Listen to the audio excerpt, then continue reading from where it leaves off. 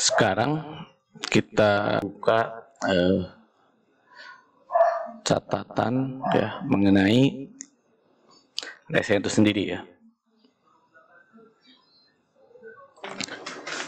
Dimana bahwa resilient ya ini resilient.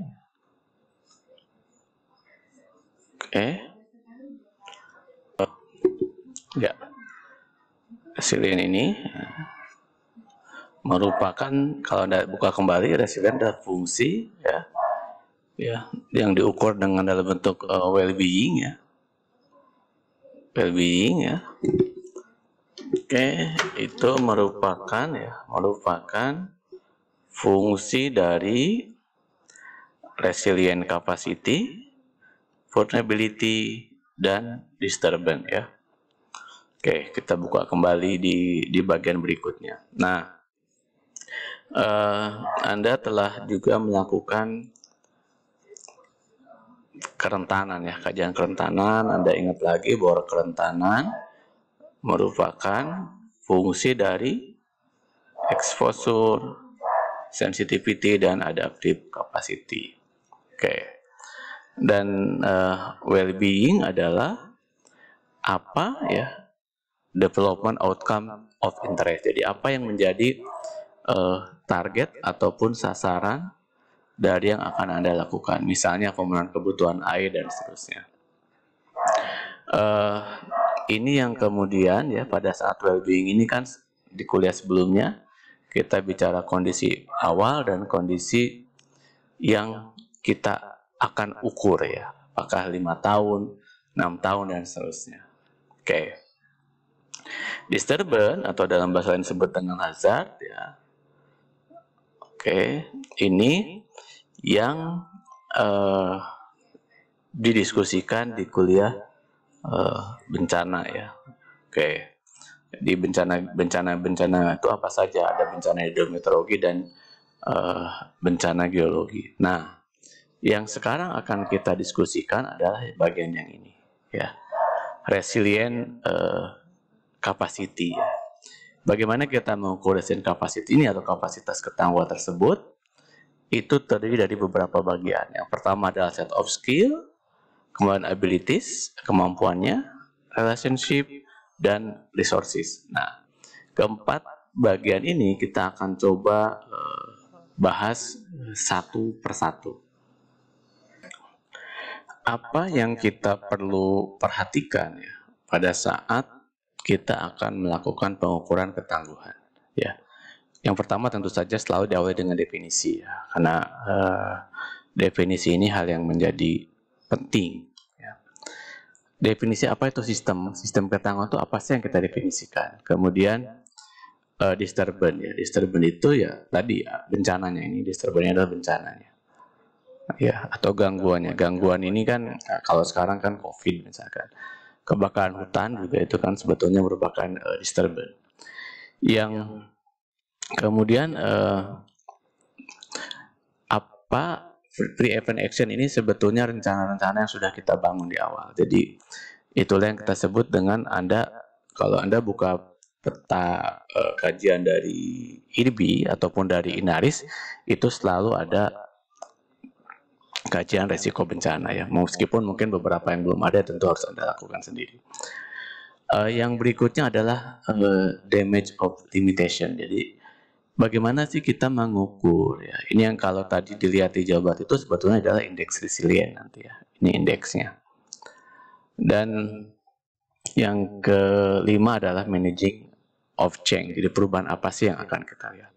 Nah, kemudian kita sekarang bicara skala. Skala itu skala sistem and temporal ataupun waktu. Ketika kita bicara lokal, level individu, household, dan community, makanya kemudian kita sekarang bicara yang ini, community based resilience. Artinya, bagaimana peran individu dalam hal meningkatkan resilient melalui community. Karena kita tahu bahwa pada saat kejadian bencana, misalnya, maka peran community, Anda sebagai individu, seperti saya sampaikan tadi, bisa memberikan kontribusi yang positif ya di dalam hal mengurangi risiko bencana. Nah, dan yang lebih besar ini adalah nanti kita akan bahas di kuliah berikutnya yang disebut dengan ekosistem based resilient, dua hal di situ. Nah, lalu bagaimana kita membangun community based resilient tersebut? Itu yang kita sebut dengan building block ya. Tahap pertama adalah kita melakukan identifikasi karakter terhadap masing-masing individu kalau kita bicara community based resilient ya. Setelah itu, kapital apa sih yang individu bisa berikan ya, di dalam hal mengurangi resiko bencana ini. Dan keduanya kemudian digabung ya. Jadi kalau ini ya nanti yang bagian pertama ini Anda bisa baca di chapter 24 ya. Chapter 24 dan yang ini ada di chapter 25. Oke. Nah, bagian berikutnya sebetulnya ini di kuliah-kuliah berikutnya setelah tes, fungsinya apa? Fungsi dari sini apakah dia untuk diagnostik, evaluatif, ataupun planning. Sekarang kapasitasnya ini. Kapasitas absorb itu kalau terjadi bencana kita bisa memahami. Jadi ini absorb ini lebih kepada physical resilient. Kemudian kalau adaptif ini lebih kepada infrastruktur resilient. Dan transformatif ini sebetulnya lebih kepada anti-regulation ya. Jadi ketika kita buat regulasi sebetulnya harus terjadi perubahan perilaku misalnya. Nah, bagaimana kapasitas itu bisa didapat ya?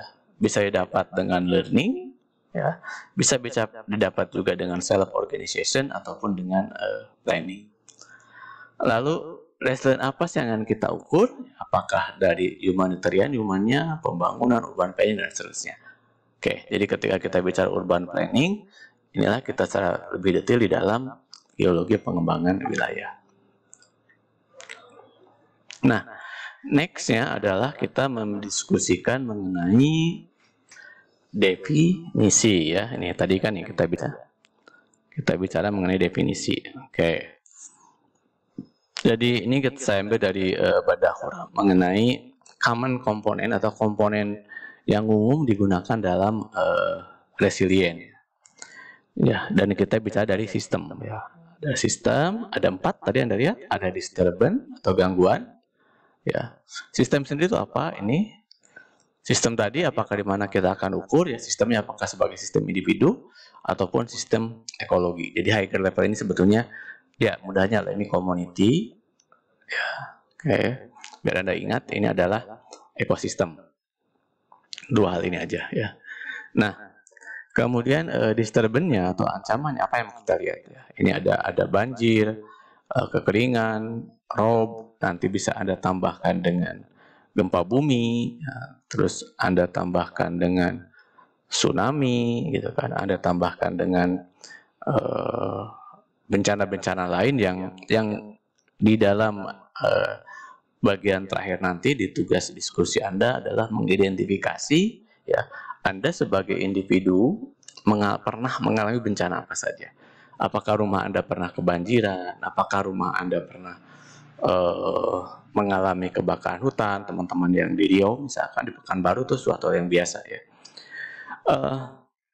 Kemudian yang berikutnya adalah pre-event action. Apa yang sudah pernah kita lakukan dalam bencana itu sesuatu yang berulang. Nah, dari perulangan tersebut, apakah Anda telah mencoba melakukan antisipasi ya, kemudian membuat perencanaan dan Anda menyiapkan.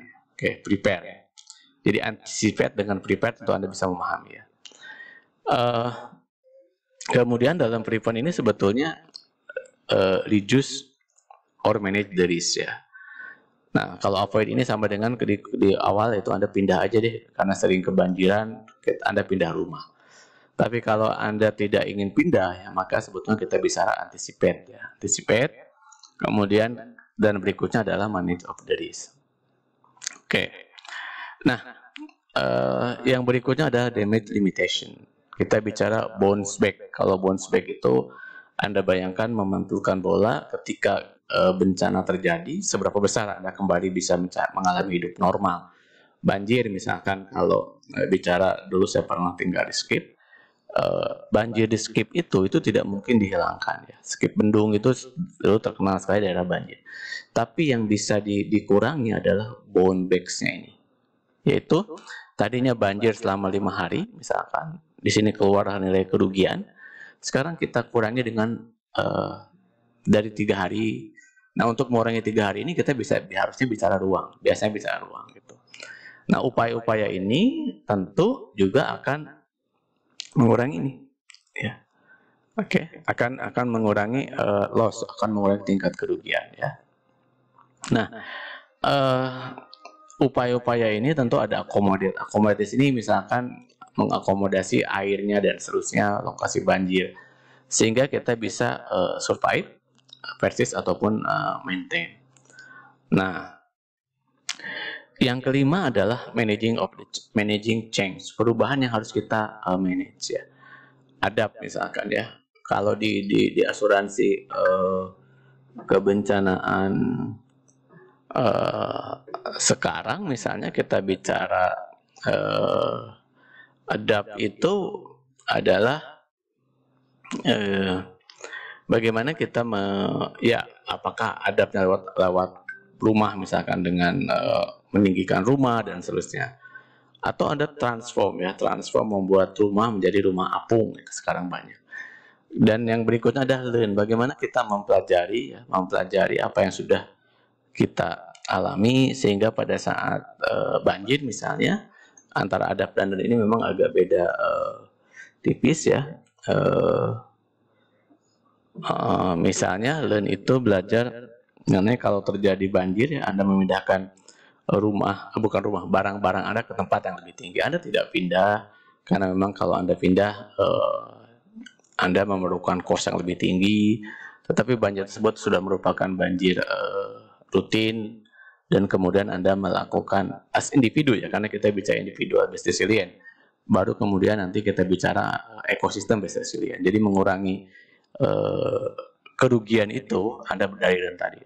Dan yang keempat ada reorganize ya. Reorganize ini bisa dalam bentuk infrastruktur ataupun bisa dalam bentuk perilaku di masyarakat. Nah, oke, jadi